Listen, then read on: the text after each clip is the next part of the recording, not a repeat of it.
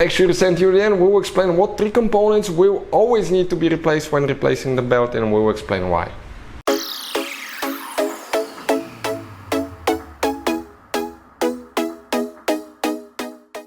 Hey guys, welcome back to World Mechanics. Thank you guys for watching and subscribing to the channel. Today will be super helpful video to any of you having a BMW 3 or 4 series, guys.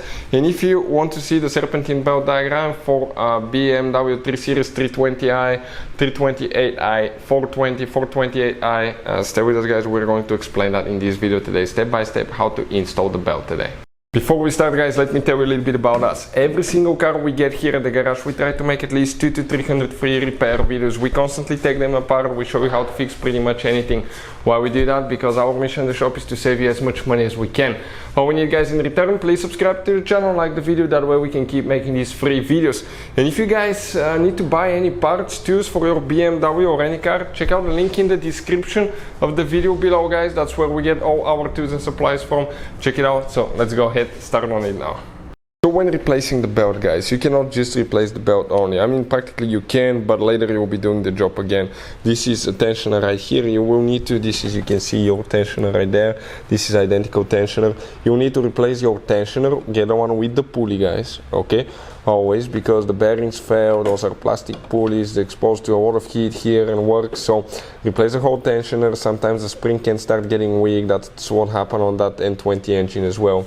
And when replacing the tensioner, you have 3 bolts. I'm talking about these 3 bolts here. They need to be replaced with new bolts every time you remove them. So you gotta consider that guys, okay, so you don't have to do the job again. Now make sure to install the belt correctly, because if the belt is not installed correctly, it can break or it can come apart in pieces, and it can get the cooling system damaged. It can damage guys wires, multiple things, which is terrible by the way. Okay, so you gotta make sure that it aligns correctly. You can see like right here on the AC compressor. Okay, it's in now on the compressor. It's in on the crankshaft. We're going to show you in a little bit, okay, where it went in. Perfect. Now we're going to go ahead and get the socket now, that 16mm socket for the tensioner there. Let's go ahead.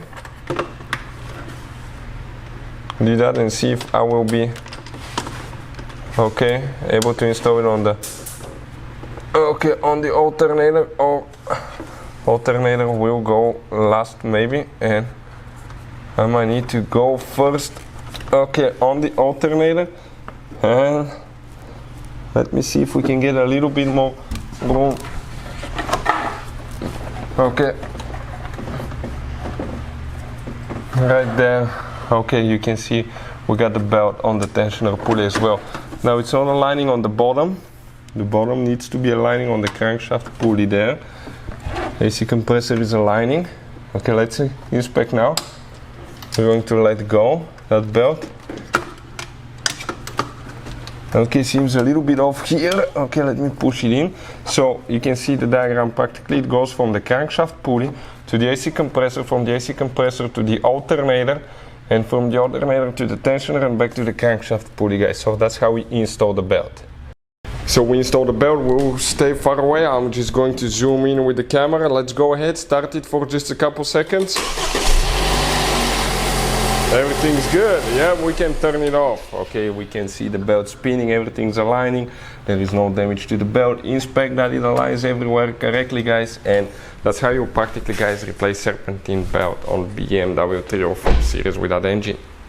So that's how you guys do it. Now if you want to see anything else specifically on BMW 3-4 series, especially guys, if you have that engine, we made a video about timing chain replacements. If your BMW will need a new timing chain, because this one failed at 71,000 miles, and I have this engine on a 5 series BMW 528i, and it actually guys failed at 84,000 miles completely, where it broke the timing chain guides. It was a mess, but we were able to save the motor. So check out, we'll have videos all about that on our YouTube channels guys. Thank you for watching and see you next time.